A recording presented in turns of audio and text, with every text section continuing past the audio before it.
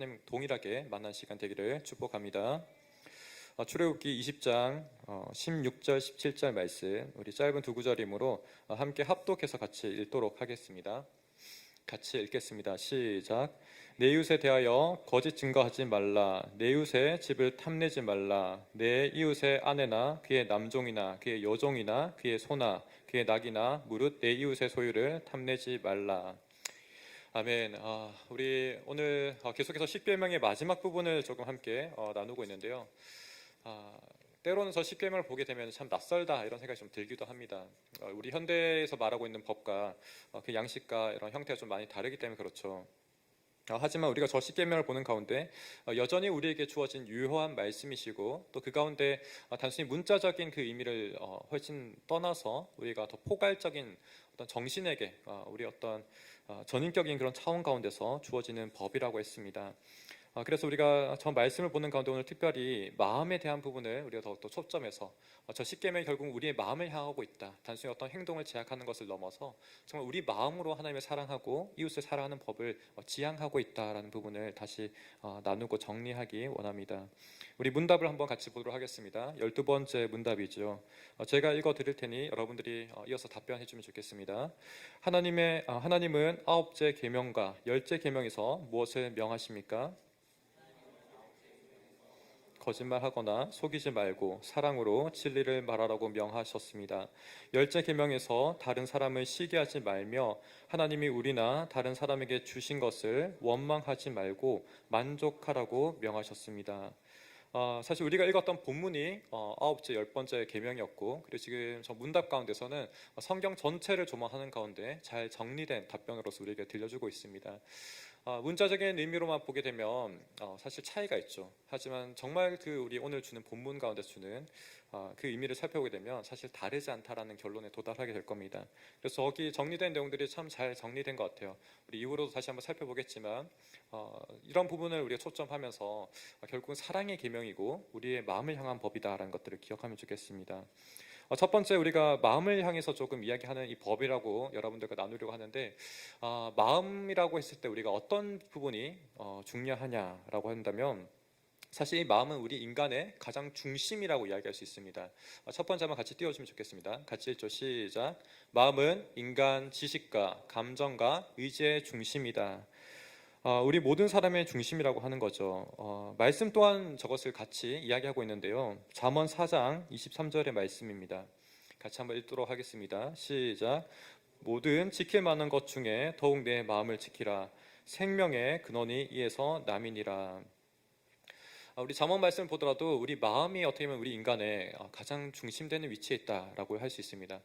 우리가 보통 이성적인 생각, 우리의 머리가 가장 합리적인 생각을 하고 그것이 우리를 이끌어간다 생각이 쉬운데, 우리가 때로는 어떤 지식을 분명히 알고 있지만 그것을 분명히 알고 있지만 우리 몸이 따라주지 않을 때가 있잖아요, 그죠? 예를 들면 쓰레기 버리면 안 되는데 때로는 나도 모르게 쓰레기를 버리고 있는 나 자신을 발견한다거나 그런 일을 우리가 목도하잖아요. 그래서 우리가 때로는 정말 어떤 이성적으로 아는 것도 중요하지만, 지식적으로 아는 것도 중요하지만 우리가 경험적으로 아는 것이 정말 중요하다라고 이야기할 수 있겠어요. 가령 우리가 꿀이 참 달다라는 것을 알고 있죠. 근데 한 번도 꿀을 먹어보지 못한 사람에게 이 꿀맛을 알려주려면 여러 가지 설명을 덧붙이겠죠. 야, 너 설탕 먹어봤니? 설탕 단 거 알지? 그런데 설탕 단 거보다 이 꿀은 훨씬 더 다양한 양분들이 들어가 있고 몸에도 좋고 먹었을 때 그 풍미가 훨씬 더 좋아, 이렇게 전달해준다고 했을 때 이 친구가 꿀에 대한 조금 이해는 가시겠죠. 하지만 정말 꿀을 맛보았을 때 그 단맛을 아는 것과 단순히 지식적으로 아는 것은 차원이 다르잖아요, 그죠? 이와 같이 우리가 마음으로 어떤 지식을 받는다는 것은 결국 이성과 경험, 이 모든 것들을 총괄해서 우리가 받아들인다고 이해할 수 있습니다. 그래서 이렇게 마음에 대한 부분을 강조하는 것은 비단 저만의 이야기가 아니라 많은 사람들이 이야기하는 부분이고, 팀 켈러 목사님이나 또 훨씬 더 그 이전에 조나단 에드워즈나 이런 많은 신앙의 선배들이 이야기하는 부분이에요. 그래서 우리가 정말 이 마음으로 어떤 하나님의 말씀을 받는 것, 이 마음으로 하나님을 사랑하는 것들, 바로 이런 것들이 잠언 말씀과 같이 우리의 중심이고, 여기서부터 생명의 근원이 난다라는 말씀이 참으로 합당한 말씀이라고 할 수 있습니다. 사실 십계명의 첫 번째 출발 또한 나 외에 다른 신을 내게 두지 말라, 어떻게 보면 이것은 굉장히 추상적으로 느껴지기 쉽죠. 우리의 마음을 향한 법이고 하나님만 사랑하라 다르게 말하면 그렇게 정의할 수 있을 거예요. 그런데 오늘 마지막 계명 또한 내 이웃의 집을 탐내지 마라. 내 이웃의 아내나 그리고 소나 낙이나 또 물은 내 이웃의 소유를 탐내지 말라. 이 계명 또한 한편으로는 탐심을 이야기한다는 측면에서 우리의 마음을 향하고 있다는 부분을 보게 됩니다. 다시 한번 마음에 시작해서 마음으로 돌아오고 있는 것이죠. 그렇기 때문에 우리가 십계명을 볼 때 여러분들이 늘 오해하지 말아야 될 것은 이것이 우리가 단순히 살인하지 말라, 내 부모를 공경하라 이런 형태의 어떤 우리 행동을 제약하는 것이 아니라 정말 우리 마음을 두드리는 그 말씀이라는 것을 늘 기억하면 좋겠습니다. 이런 부분 가운데서 특히 우리가 다시 한번 이 십계명의 첫 출발을 돌아가게 되면 이것이 우리의 구원을 위해서 주어진 법이 아니라는 것을 기억할 필요가 있습니다. 이렇게 해야 되고 저렇게 해야 된다는 것들을 이야기하고 있지만 그것을 지킴으로 인해서 내가 어떤 위로움을 쌓아가고 하나님 앞에 내가 받아들여지는 것, 이렇게 이해하는 것이 아니라는 거죠. 우리가 한없이 죄인되고 한없이 자격 없을 때 이미 하나님께서는 우리를 그저 은혜로 그저 선물과 같이 우리를 구원해 주셨단 말이에요. 그 가운데서 우리가 다시 한번 하나님을 닮아가는 차원에서 이 십계명을 지켜나가는 거예요. 지켜나가면 나갈수록 하나님의 의로우심과 그분이 사랑하시고 공의로우시고 이 모든 것들을 그 속성들을 우리 삶 가운데 체험하게 되는 거예요. 우리 마음 가운데서 진정한 하나님을 알아가는 것들, 배워가는 것들이 점점 형성해 나가는 것이라고 말할 수 있는 거죠. 그런 부분에서 이것은 그 어떠한 법과도 그 어떠한 종교와도 너무나 큰 차이를 가지고 있는 거예요. 먼저 우리를 구원하신 다음에 우리를 그분의 성품을 닮아가는데 초청하는 것, 이것은 어떤 종교 가운데서 발견할 수 없는 거죠. 보통 너가 구원을 이루어가라 라고 이야기하죠. 근데 우리가 믿는 이 신앙이라는 것은 하나님께서 이미 너희를 사랑하였다, 너희를 구원하였다라는 선포 가운데서 우리에게 이 초청의 자리를 부르신다는 것이죠. 그렇기 때문에 이 십계명이라는 것은 결국 우리를 향한 자유의 법이고 또 사랑의 법이라고 할 수 있습니다. 그 가운데서 우리가 역대상 29장 11절을 말씀 한번 보면 좋겠습니다.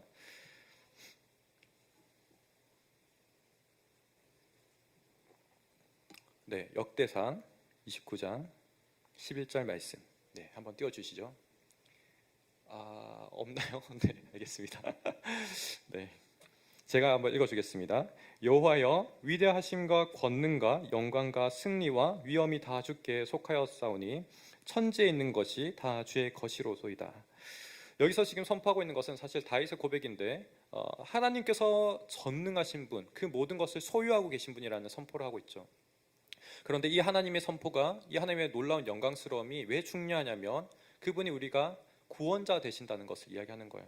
우리를 구원할 수 있다는 것은 다르게 말하면 가장 전능하신 분이라는 것을 의미하는 거예요.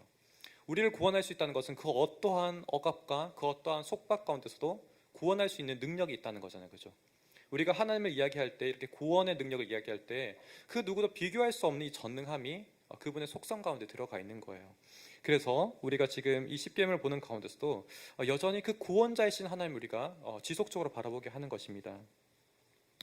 또 한편 우리가 한편으로는 이 하나님을 알면 알수록 결국은 그 사랑의 하나님을 더욱더 알게 되고 이 사랑을 더욱더 우리가 경험할수록 하나님과 또한 우리가 마땅히 다른 이웃을 사랑하는 힘 또한 우리에게 경험하게 되는 거예요.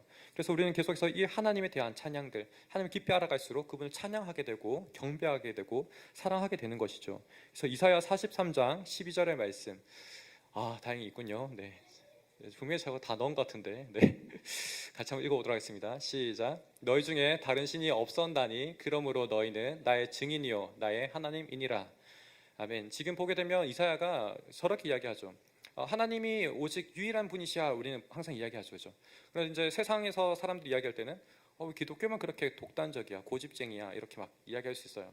근데 그게 아니라 정말 하나님 외에는 다른 신이 없기 때문에 그런 거예요. 그것이 바로 많은 믿는 신앙인들의 고백이고 증언이라는 거죠. 그래서 저기 이사야 말씀 또한 다른 신이 있다는 거예요, 없다는 거예요?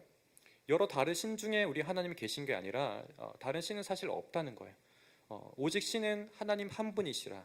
그래서 우리가 하나님 이렇게 호칭하는 거잖아요. 하나 한 분밖에 없으시다고. 삼위일체라고 할 때도 한 분이신 하나님, 그런 의미에서 우리가 이야기합니다. 그래서 구원 또한 이 하나님을 믿는 것으로부터 우리가 시작된다는 이야기를 하는 거죠. 그러면 다른 것은 무엇이냐? 우리 마음이 어떤 대상을 신격화하는 거죠. 우리가 그것을 의지하고 사랑함에 따라서 그것을 높이는 거예요. 그것이 우리를 한편 지배하고 우리에게 큰 영향력을 발휘하기 시작하죠. 그런데 사실은 그것이 진짜 힘을 가지고 있느냐가 아니라 어떤 그냥 허상과 같이 어떤 그런 형태로 우리를 지배하는 거죠. 하지만 하나님께서는 그 모든 것으로부터 우리를 구원해내시고 다시 한번 우리를 자유롭게, 또 우리가 정말 사랑할 수 있고 풍요로운 삶, 인간다운 삶을 살아갈 수 있도록 인도하시는 분이 바로 하나님이시라는 것이 이러한 말씀 가운데 선포되고 있습니다. 이것은 사실 이스라엘 백성들 가운데서 계속 고백되어졌던 것이고, 또 한편으로는 하나님을 믿지 않았던 사람들 가운데서도 고백되었던 것입니다. 먼저 이스라엘 백성들은 어떻게 고백했냐면 시편 86편 8절, 우리 말씀 한번 보겠습니다. 같이 읽겠습니다. 시작.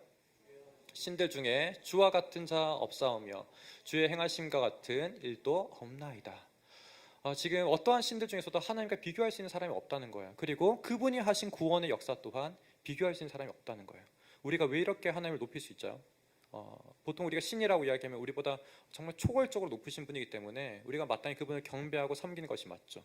그런데 하나님께서는 그렇게 경배와 또 예배를 받으실 뿐만 아니라 우리를 향해서 끊임없이 낮아지시고 우리를 찾아오신다는 것, 우리를 사랑하여 주신다는 것, 이 사랑함이 얼마나 지극하냐면 하나님이신 그분이 인간의 몸으로 종의 형태로 오시고 또 그 자신의 목숨을 내어주시기까지 우리를 사랑하셨다는 것이 그 어떠한 종교 가운데서 발견할 수 없는 거죠. 그렇기 때문에 이와 같은 행하심이 없다, 이와 같은 구원이 없다라는 이야기를 우리가 과감하게 선포할 수 있는 겁니다. 또 한편 우리가 하나님 믿지 않았던 사람의 고백도 한번 봅시다. 에스라서 1장 3절 말씀입니다. 지금 앞에 저기 누가 말했는지 그 주어가 생략되어 있지만 페르시아의 초대 왕이었던 고레스 황제입니다. 고레스 황제가 이제 이스라엘 백성들에게 너희 땅으로 돌아가라, 그리고 성전을 다시 한번 재건해라라는 그런 명령을 주는 가운데서 저와 같은 말씀을 들려주고 있습니다. 같이 한번 읽어보죠. 시작. 이스라엘의 하나님은 참 신이시라. 저와 같은 이방 사람들이 고백하는 것이 참 놀랍지 않습니까? 그죠? 그와 같이 하나님의 역사하심을 인정하고 받아들인다는 것, 그것은 분명한 객관적인 어떤 사실이 있고 어떤 수납할 부분이 없다면 받아들일 수 없는 거죠. 그와 같이 하나님의 영광과 역사하심이 믿지 않는 사람들 가운데서 분명히 나타난다는 것을 우리가 보게 됩니다. 이러한 가운데서 우리가 진정으로 십계명이라는 것은 이 전능하신 하나님, 그리고 우리를 구원하신 하나님, 또 우리를 사랑하여 주신 그 하나님을 점차적으로 깨달아가고 배워가게 되는 부분입니다. 오늘 이러한 가운데 아홉째 계명과 10번째 계명을 우리가 계속해서 살피게 될 텐데, 아홉째 계명에 대해서 우리가 먼저 좀 정리하고 또 10번째 계명을 같이 나누도록 하겠습니다. 먼저 아홉째 계명입니다. 함께 화면을 보면서 같이 읽겠습니다. 시작. 아홉째 계명에서 거짓말하거나 속이지 말고 사랑으로 진리를 말하라고 명하셨습니다. 우리 아홉째 계명을 보게 되면 내 이웃에 대하여 거짓 증거하지 말라라고 이야기했죠. 단순히 이렇게 부정명령을 했다고 해서 진실을 말하라 이런 부분을 이야기하지 않는 것이 아니라 더욱더 적극적으로 이 부정적인 의미와 긍정적인 의미 모두를 포괄하고 있는 것이 십계명이라는 거예요. 여러분들이 나중에도 이것을 기억해냈으면 좋겠습니다. 그래서 부정적인 것을 그렇게 심플하게 주는 이유는 그것을 기억하는 동시에 더욱더 연관지어서 적극적인 명령까지 우리가 기억하는 것을 목표로 하는 것이죠.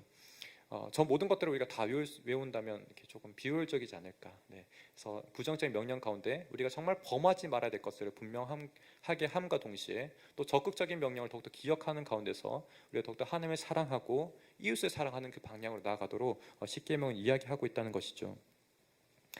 그런 가운데 우리는 될 수 있는 대로 사실은 거짓말과 봤을 때 정직해야겠죠. 다른 사람을 속이면 안 되겠죠. 때로는 이런 논쟁이 늘 있습니다. 우리가 살아가는 가운데 늘 부딪히는 논쟁인 것 같아요. 선의의 거짓말은 해도 괜찮는가? 하면 안 되는가? 여기 있는 지체 가운데서도 저게 정말 직접적으로 질문을 던진 적이 있습니다. 선의의 거짓말은 해도 되는가? 그리스도인으로서 하나님 믿는 사람으로서 해도 되는가? 참 어려운 질문인 것 같아요. 그때도 이제 제가 여러 가지 답변을 해줬었는데 여전히 동일하지만 이 답변은 쉽게 할 수 있는 답변은 아닌 것 같아요. 우리가 이 답변을 조금 더 뒷부분에서 더 나누도록 하고, 지금 우리가 저 9계명에서 진정으로 이야기하고 있는 가장 중요한 측면이 무엇인지를 조금 먼저 되짚도록 하겠습니다. 그것은 무엇이냐면 사실 법정적인 부분 가운데서 저 거짓에 대한 부분을 경계하고 있다는 것입니다. 조금 무엇이냐면 열왕기상 21장 13절의 말씀을 좀 보도록 하겠습니다. 같이 한번 읽어보도록 하죠. 시작. 백성 앞에서 나봇에게 대하여 증언을 하여 이르기를 나봇이 하나님과 왕을 저주하였다 하매 무리가 그를 성읍 밖으로 끌고 나가서 돌로 쳐 죽이고. 지금 여러분들 앞뒤 배경을 잘 모르기 때문에 설명해 주자면 가장 악한 왕 아합이 있습니다. 아합. 그 사람은 정말 하나님을 배역한 사람, 하나님 완전 떠난 사람, 그렇게 말할 수 있어요. 우상 숭배했던 사람이고, 근데 그 사람이 지금 무엇을 탐내게 되었냐면 자기 이제 사는 거주지 옆에 있는 아주 아름다운 포도원을 탐내게 되었어요. 그 포도원을 소유하고 있던 사람이 누구냐면 나봇이라는 사람입니다. 근데 이 사람은 지금 사실 하나님을 비방하고 왕을 비방했다라는 지금 죄로 지금 죽게 되었어요. 근데 실상 그랬느냐? 그게 아닌 거예요. 거짓 증거자들을 데려와서 거짓 증언을 하도록 지금 매수가 당한 거예요. 그래서 그 두 사람을 위해서 말미암아 지금 죽게 된 거죠. 그 이후에 이 사람 죽고 난 다음에 결국은 소유가 불명해진 저 땅을 왕이 꿀꺽해버린 거예요. 결국은 포도원을 빼앗기 위해서 거짓 증언자들을 세우고 탈취해버린 거죠. 우리가 저것을 좀 잘 이해할 수 없는 상황일 수도 있습니다. 왜냐하면 현대의 우리가 어떤 과학적 수사라든지 어떤 법정적인 조사와 많이 다를 수 있기 때문에 그래요. 근데 고대에는 사실 DNA를 뭐 채취한다거나 뭐 여러 가지 그런 법정적인 수사를 해 나가는 방식이 그 당시에는 불가능했잖아요.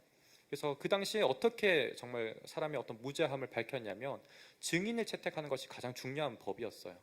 그래서 그 사람들이 단순히 한 사람만 증언하는 것이 아니라 두 사람 이상의 복수의 사람이 이 사람이 무죄하다거나 또는 죄지었다거나 그런 증언을 함으로 말미암아 죄를 선포했던 거죠.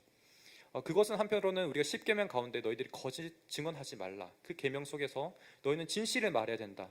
왜냐하면 하나님 또한 그런 분이기 때문에 너희가 진실을 말해야 된다. 이러한 당위성이 있었기 때문에 지켜졌던 거예요.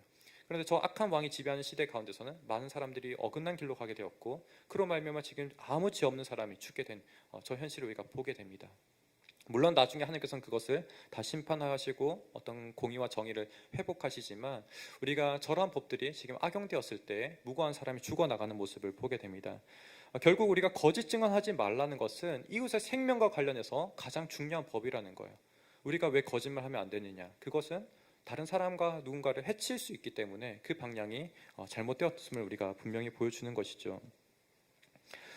우리가 또 한편으로는 보게 되면 하나님께서 분명히 이러한 거짓이 없으신 분이기 때문에 마땅히 우리 또한 그를 닮아가는 자로서, 그의 어떤 자녀로 초청된 자로서 우리도 거짓된 방향을 해나가서는 안 됨을 보게 됩니다. 야고보서 1장 17절 말씀입니다. 우리는 늘 사실 거짓말에 늘 자기 합리화하기 쉽죠, 그죠? 근데 하지만 하나님께서는 그런 부분이 전혀 없으심을 이 말씀 가운데 들려주고 있습니다. 한번 같이 읽도록 하겠습니다. 시작. 온갖 좋은 은사와 온전한 선물이 다 위로부터 빛들의 아버지께로부터 내려오시나니 그는 변함도 없으시고 회전하는 그림자도 없으시니라. 지금 하나님을 설명하는 가운데서 그분은 온전한 빛이라고 이야기하고 계세요. 우리가 보통 사물을 이렇게 딱 들게 되면은 항상 그림자가 뒤따라오고 있죠, 그죠? 왜냐하면 이것은 빛이 아니고 빛을 받는 어떤 대상이기 때문에 그래요. 그렇기 때문에 가장 밝은 빛을 받는 측면은 그림자가 없지만 그 반대 측면은 항상 그림자가 생기기 마련이잖아요. 근데 하나님은 빛이신 그분 자체이시기 때문에 가장 선하시고 어떤 흠도 없으신 분이기 때문에 그림자 전혀 없다는 거예요. 어떤 회전하는 그림자조차 없다라고 지금 이 야고보서 가운데는 증언하고 있습니다. 또 한편 신명기 32장 4절에서 또 이와 같이 말합니다. 같이 한번 읽도록 하겠습니다. 시작. 그는 반석이시니 그가 하신 일이 완전하고 그의 모든 길이 정의롭고 진실하고 거짓이 없으신 하나님이시니 공의로우시고 바르시도다. 그래서 우리가 하나님을 바라볼 때마다 그분을 신뢰할 수 있는 거예요. 믿을 수 있는 거예요. 하나님께서는 항상 정의를 행하시지, 공의를 행하시지, 변함이 없으시지, 우리가 신뢰할 수 있으시지, 변개치 않으시지, 그런 거예요. 만약에 하나님께서 계속해서 말씀을 바꾼다거나 행동이 달라지신다거나 우리가 사람만 보더라도 그런 사람 믿을 수 없잖아요. 근데 하나님이 그렇게 변덕하시는 분이시라면 우리의 구원을 장담할 수 있을까요? 우리가 믿을 수 있을까요? 그렇지 않다는 거죠. 하나님은 그분이 한번 하신 말씀은 자신의 생명을 걸고서, 자신의 존재를 걸고서 반드시 지키시는 분이시라는 거예요. 사실 그것이 가장 대표적인 이유가 뭐예요? 우리를 사랑하시고 구원하신다는 그 약속의 말씀이 결국은 예수 그리스도가 이 땅 가운데 오시고 자신을 내어주신 그 사랑으로 말미암아 우리를 구원해 내신 그 약속을 이루신, 그 말씀대로 이루신 바로 그 능력을 우리가 경험하지 않았습니까? 바로 그와 같이 하나님께서는 이렇게 불변하신 분이시고 거짓이 없으신 분이고 진실되신 분이심을 다시 한번 말씀하기 때문에 우리 또한 그를 닮아가는 자로서 마땅히 거짓을 피해야 된다는 거죠. 이렇게 말하는 저 또한 너무나 죄스럽습니다. 늘 자기 합리화와 참 거짓이 많기 때문에 그래요. 근데 우리는 늘 그러한 도전이 다가오는 거예요. 그것이 어떻게 보면 인간의 본연된 존재이고, 하지만 그러한 무너짐이 있다 하더라도, 연약함이 있다 할지라도 우리가 그 가운데서 그리스도를 바라봄으로, 그분을 바라봄으로 말미암아 우리가 점점 닮아가는 거죠. 계속해서 우리의 어떤 구원을 위해서가 아니라 이미 구원받은 그 은혜에 감격해서, 그 사랑에 감격해서, 감사해서 우리가 점점 닮아가는 방향으로 가야 됨을 보게 됩니다.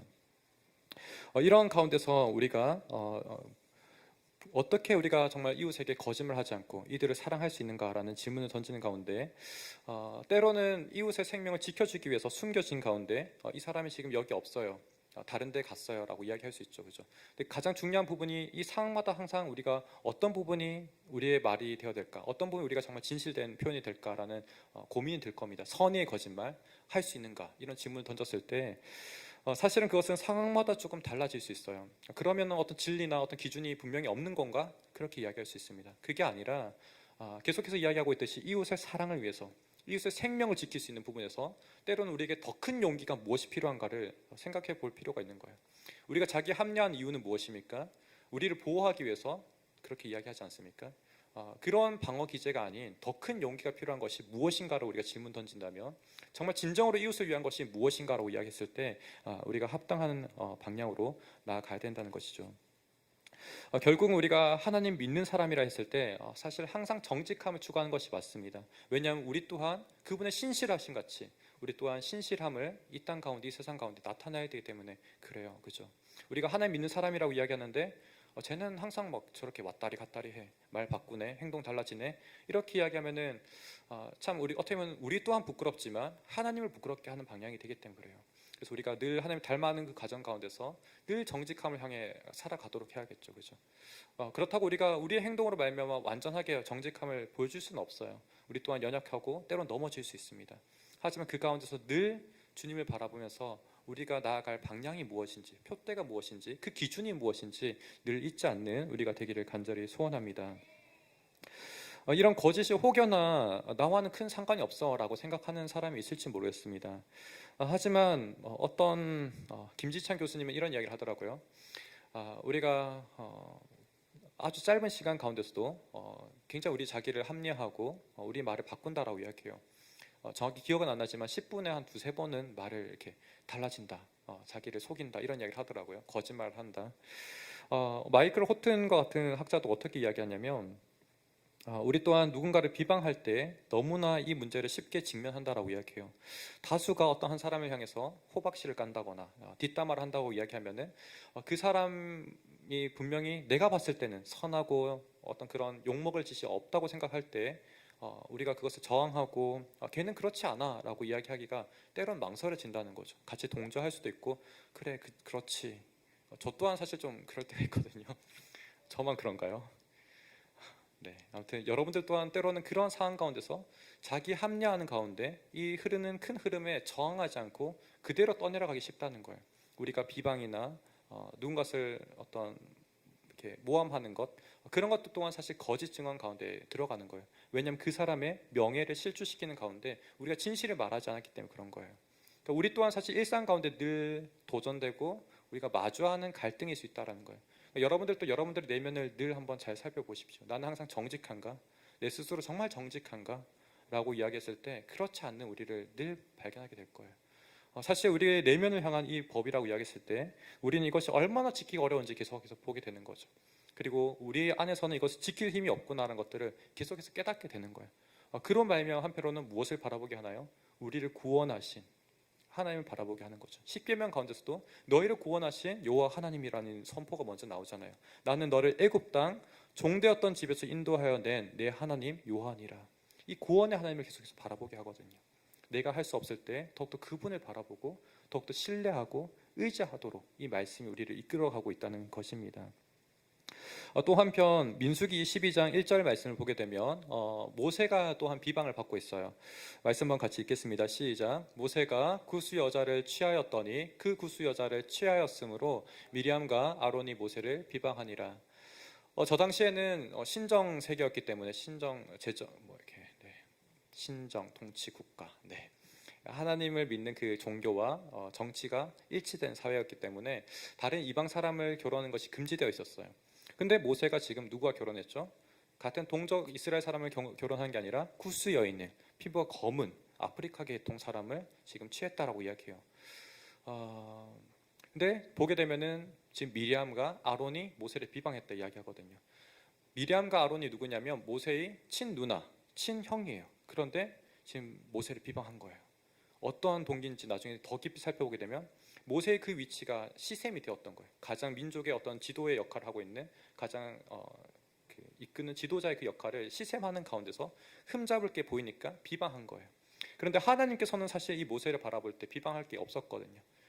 우리 또한 저와 같이 지금 또 누군가를 바라보는데 시샘이 들거나 어떤 시기나 질투하는 마음이 있다면 그 또한 지금 이 구계명에 입각했을 때 우리의 마음이 빗나가고 있다는 거예요.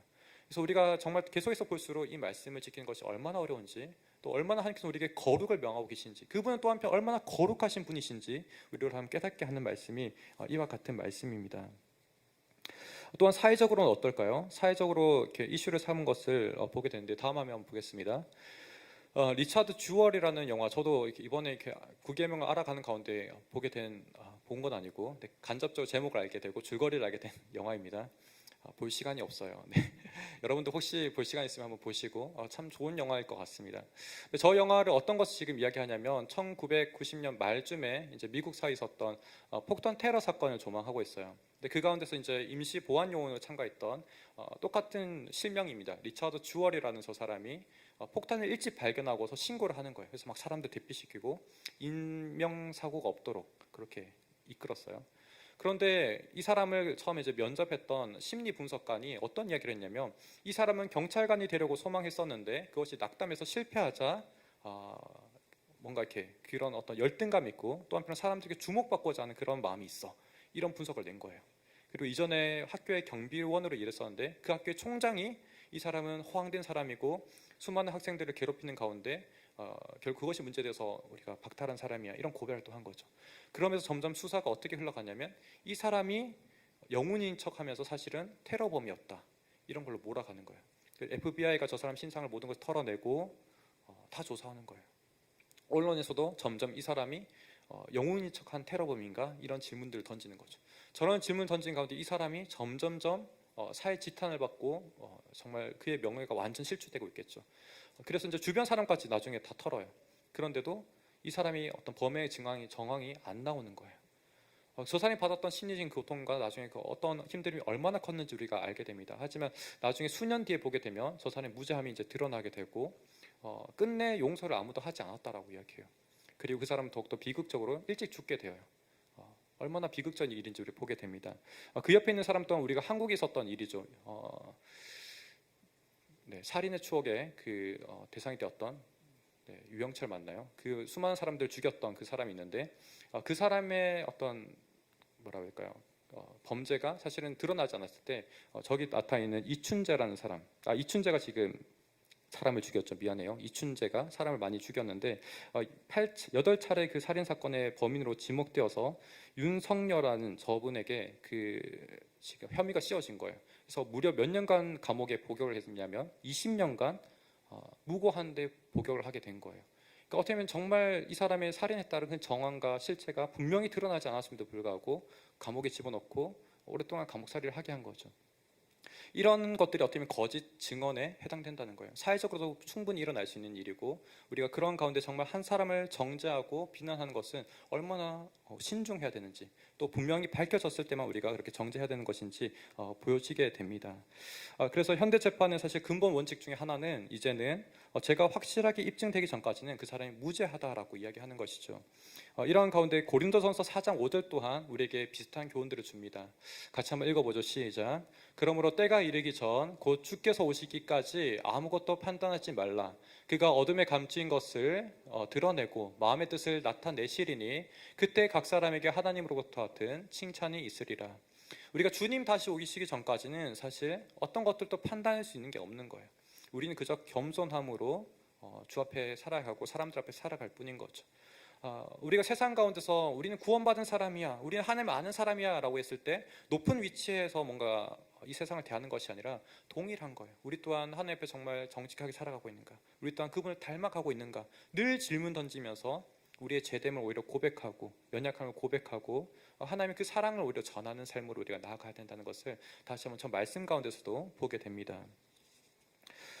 또 한편 우리가 10번째 계명을 한번 보게 되면 10번째 계명은 무엇을 이야기하냐면 같이 한번 읽도록 하겠습니다. 시작. 10번째 계명에서는 다른 사람을 시기하지 말며 하나님이 우리나 다른 사람에게 주신 것을 원망하지 말고 만족하라고 명하셨습니다. 계속 이 9계명이나 10계명 여러 가지 계명을 보는 가운데 저 문답이 참 잘 정리되었다라는 생각이 들어요. 정말 저 에센스한 문장 가운데 다 들어가 있거든요. 10계명 또한 우리의 마음을 정말 향하고 있습니다. 탐심에 대해서 이야기하고 있죠. 이 탐심이 때로는 우리의 일상 가운데 참 벌어지기 쉬운 일이고 우리가 욕망하는 것들 그런 것들이 있죠. 그런데 저 10계명 가운데서는 조금 제한사항이 걸려 있습니다. 어떤 제한사항이죠? 바로 내 이웃의 집을 탐내지 말라. 탐심을 향하고 있는 부분이 내가 사실 범하면 안 되는 것들, 내가 넘어서는 안 되는 영역에 대한 탐심을 지적하고 있는 거예요. 사실 이것은 1계명과 더 깊은 또한 관계가 있습니다. 우리 골로새서 3장 5절의 말씀 한번 보겠습니다. 시작. 땅에 있는 지체를 죽이라. 곧 음란과 부정과 사욕, 악한 것. 네. 땅에 있는 지체를 죽이라. 곧 음란과 부정과 사욕과 악한 정욕과 탐심이니 탐심은 우상 숭배니라. 지금 여기서 이야기하는 탐심을 보게 되면 우리가 어떤 대상들을 사랑하고 그것을 탐하는 것들, 결국 그것들이 우리의 우상과 같이 된다는 거예요. 탐심하게 되는 것들. 이것은 결국은 우리가 제1계명 나 외에 다른 신을 내게 두지 말라라는 그 계명과 연결되는 거죠. 결국은 우리가 이 10계명이라는 것은 결국 하나의 법으로 연결되어 있음을 보게 되는 거예요. 두 개로 나눈다고 이야기하더라도 하나님 사랑, 내 마음과 뜻과 힘을 다해서 내 하나님 여호와를 사랑하라. 그리고 내 자신을 사랑함과 같이 내 이웃을 사랑하라. 그 말씀이잖아요, 그죠? 근데 이 두 계명처럼 느껴지는 하나님 사랑, 이웃 사랑이라 할지라도 이것이 다른 두 계명이 아니라 하나라는 거죠. 그 하나 가운데서 우리가 결국은 1계명과 10계명도 연결되고 있는 모습들을 보게 되는 거예요. 하나를 어기면 결국 열을 다 어기게 되는 모습들이 우리 가운데 나타나는 거예요. 이 가운데서 우리가 보게 되면 더욱더 이 탐심을 이야기하는 것은 넘어서는 안 되는 것들, 정말 내 이웃의 집, 아내, 소, 나귀, 소유를 탐해서는 안 되는 것들, 결국 그것을 탐할 때는 하나님을 우리가 이렇게 섬기는 것이 아니라 우상을 숭배하는 것과 동일하게 된다는 것을 이 가운데 다시 한번 깊이 들여다보게 합니다. 이런 탐심의 범죄함은 사실 선악과에서부터 이미 출발합니다. 그래서 하용조 목사님은 이런 탐욕을 죄의 씨로 표현하기도 합니다. 우리 창세기 3장 6절 말씀 한번 보도록 하죠. 같이 한번 읽겠습니다. 시작. 여자가 그 나무를 본즉 먹음직도 하고 보암직도 하고 지혜롭게 할 만큼 탐스럽기도 한 따먹고 자기와 함께 있는 남편에게도 주매 그도 먹은지라. 하나님께서는 온 세상을 아름답게 창조하셨어요. 그리고 특별히 그 가운데 우리 인간은 하나님의 형상으로서 또 어쩌면 이 창조 세계 가운데 가장 존귀한 존재로 지으셨어요.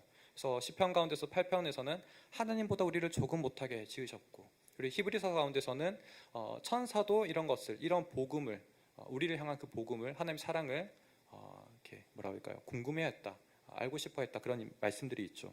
그와 같이 우리는 정말 하나님의 모든 관심과 어떤 사랑을 받는 그런 존재로 창조되었다는 것이 너무너무 중요한 부분이죠.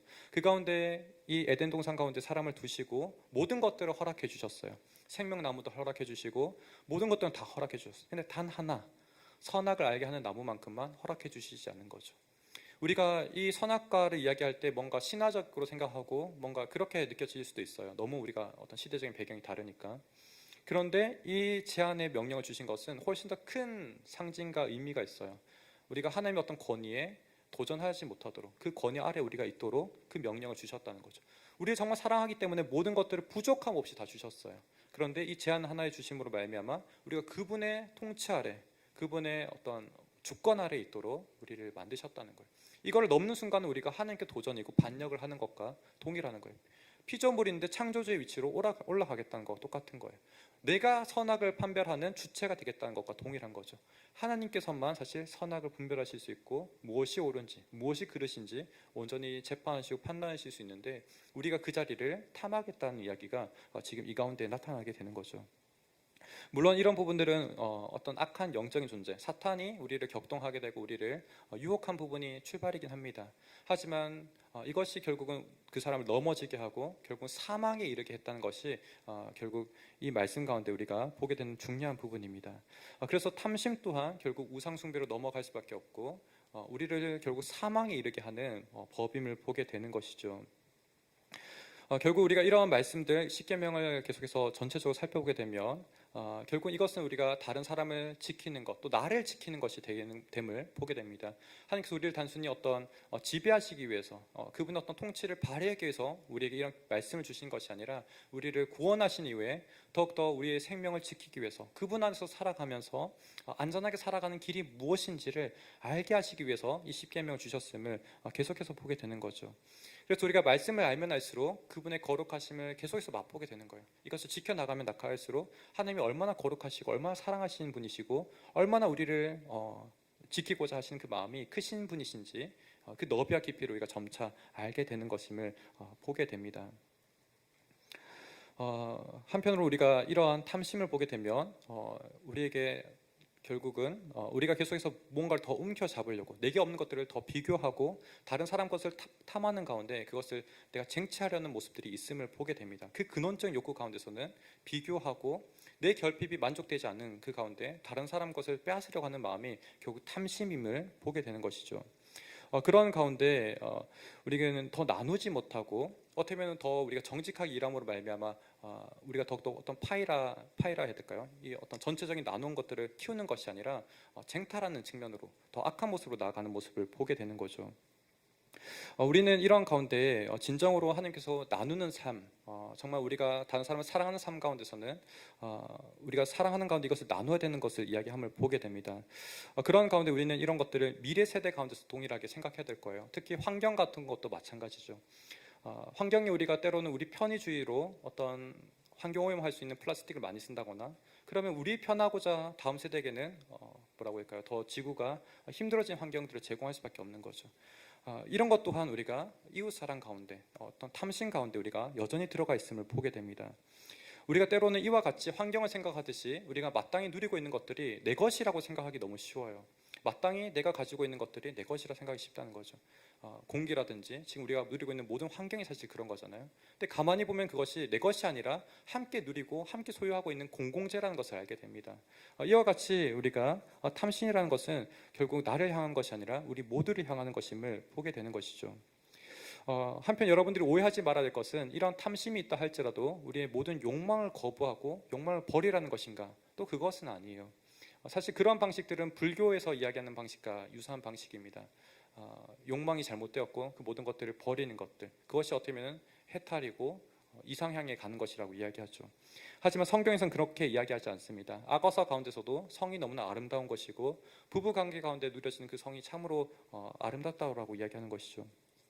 또한 우리가 무언 것들을 지금 현재 부족한 것들이 있다면 정직하게 살아가고 나를 개발하는 것들, 성실하게 살아가는 그 모든 것들은 다 긍정해 나갑니다. 그렇기 때문에 우리가 균형적으로 이 모든 것들을 살펴볼 수 있겠죠. 내게 허락되지 않는 것을 탐하는 것은 분명히 탐심이고 내 이웃의 집을 탐내지 마라. 그 계명이 위반되는 것을 알게 됩니다. 하지만 우리 안에 있는 건강한 욕심들이 있다 할지라도 그것은 죄된 것이 아님을 보게 됩니다. 그래서 제레마이어 보로스라는 사람은 이러한 제안을 해줍니다. 우리로 하여금 탐심을 뭔가 경계할 수 있는 세 가지 지침들을 제안하는데요. 한번 보겠습니다. 시작. 같이 읽겠습니다. 시작. 만족은 고통에 대한 당연한 의식을 배제하지 않는다. 만족은 우리를 근심과 불평을 하나님과 친구에게 차분하게 털어놓을 것을 배제하지 않는다.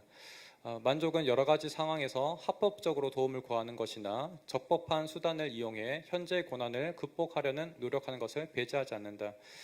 제가 조금 말을 이렇게 헛나갔는데요.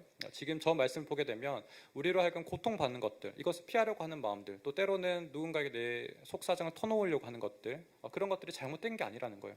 우리가 사실 처하는 상황들이 때로는 그렇게 고통스럽고 힘들 수 있습니다.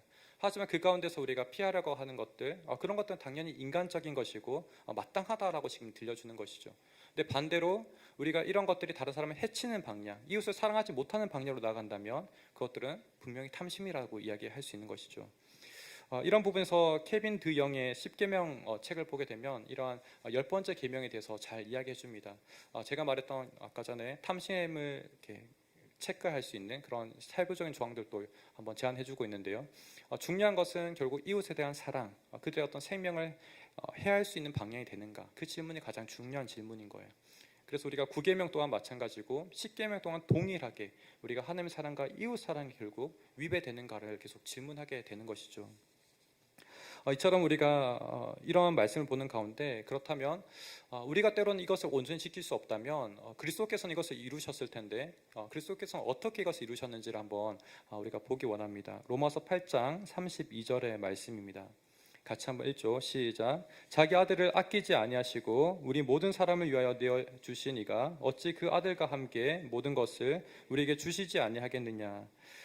저 말씀을 보게 되면 하나님께서는 우리에게 어떤 사랑을 나타내셨는가, 어쩌면 진실한 그 사랑을 우리에게 나타내셨고, 또한 그 자신을 정말 아낌없이 내어주심으로 말미암아, 나누어 주심으로 말미암아 이 모든 계명을 사실 온전히 지키셨음을 보게 됩니다.